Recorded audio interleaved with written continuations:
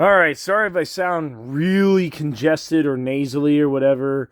I have a cold, so sorry about that. But I just thought I'd talk about the Doctor Who collection Blu-rays. So if you don't know what the Doctor Who collection Blu-rays are, they are this section of Blu-rays here, which is a basically just a box set release of classic Doctor Who. Now you can see I have other Doctor Who Blu-rays and a couple of DVDs and documentaries on this shelf as well. So I just wanted to talk about the Blu-ray releases, some of the ones I just recently got, and the future of some of these releases. So first off, if you haven't gotten hold of any of these releases yet, I highly recommend it. They're really good. The first one to be released was this one, which is Tom Baker Season 1, which it comes in this very nice slim packaging. So there you go. It comes with Robot, The Ark in Space, The Centauran Experiment, and Genesis of the Daleks, and Revenge of the Cybermen. And as you can see, it comes with an incredible amount of special features. It's honestly really great. I love it.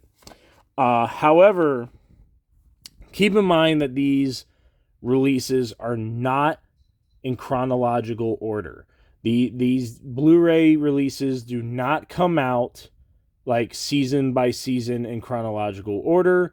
It's basically just sort of random what they pick. Sort of. I mean, there is a weird sort of pattern to it, but not so much. So after the first season, I believe they announced Tom Baker's final season to come out on Blu-ray, which is season 7, which contains The Leisure Hive, Meglos, Full Circle, State of Decay, Warrior's Gate, The Keeper of Traken, and Legopolis.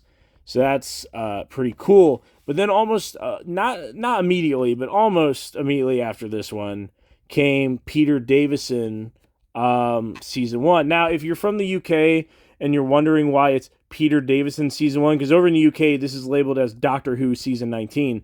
For some reason in the United States, these are, for some reason, they're categorized by the actor that played the Doctor, which can be a little confusing for certain people, like collectors and, diehard people that are really into the chronology of things, which I will admit, I really wish they just went with like Doctor Who Season 19, but I guess this works as well. Peter Davison so far has only had one season released on Blu-ray. This comes with Castrovalva, Fort of Doomsday, Kinda, The Visitation, Black Orchid, Earth Shock, and Time Flight. Again, with a lot of great special features, including extended versions of certain episodes. So that's pretty cool. And there we go. I think after this, it became a little bit more random, but again, there's a weird sort of pattern. We ended up getting John Pertwee, the complete season 4, which comes with the 3 Doctors, Carnival of Monsters, Frontier in Space, Planet of the Daleks, and the Green Death. So that's pretty cool. Colin Baker got a release as well. This is Colin Baker to complete season 2. Now, keep in mind, I don't have all the Blu-ray releases. I'm slowly working my way to do that. Colin Baker just had his first season released on Blu-ray, which means that Colin Baker is technically the first classic Doctor to have the entirety of his run on television to be released on Blu-ray. Now, when it comes to New Who and the new Doctors and all that, they usually get all their stuff on Blu-ray pretty quickly. But for the classic series, which, by the way, for years, we were told we would never get Blu-rays like this. It's so great to see this, but I'm kind of happy that Colin Baker is the first classic Doctor to get all his stuff on Blu-ray. That's probably going to be my next big purchase, is to get Colin Baker season 1 and then one of Pertwee seasons. There's also another season of Tom Baker that just got released that I don't have, and I need to get that as well. But here, I just got this today. Sylvester McCoy, the complete season 1 on Blu-ray, which comes with Time in the Rani, Paradise Towers, Delta and the Bannermen, and Dragonfire. So that's, pretty great. More special features that I highly recommend, checking out. This is just great stuff. One thing that does annoy me a little bit is that some of these have dust covers and then others don't. Also, as kind of an added bonus, this isn't.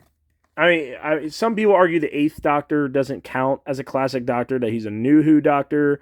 Others claim that he's not a New Who Doctor or a classic Doctor, that he's something else entirely. But this is Doctor Who the movie on Blu-ray. I end up getting it because I was like, I have Doctor Who the movie on DVD, but I don't have it on Blu-ray, and I would like it to go with the rest of the collection here. Now, this is a foreign copy. I had to have it shipped. I think it came from the UK. Luckily, it works on my Blu-ray players, on my American Blu-ray players. I am so happy that it can do that, because if this was just a Blu-ray that couldn't work, I'd actually be legitimately mad. I'd be like, I basically have a dud in my collection. And the same goes with these. These are from different countries as well. I think one of them is not from the UK, but I know that most of these came from the UK. At least a few of them did. And they're all region free, more or less, so that works. This is a American release of the complete David Tennant collection. But now let's talk about real quick future releases. So we already got an announcement that William Hartnell's second season is coming out on Blu-ray very soon. And I didn't think that was going to happen. I legitimately believe that we were never going to get 60s Who on Blu-ray. I'm glad that we're getting it on Blu-ray, but another part of me is worried because I'm not entirely sure if we're going to be getting like some of the animated reconstructions or not. Like, for example, Galaxy 4 was a complete animated reconstruction of a first Doctor story. I don't think we'll be getting that. That's a real shame, but hey, it is what it is. Still waiting to see if we're going to get any releases involving Patrick Troughton outside of these, anime releases here, which I do recommend, by the way.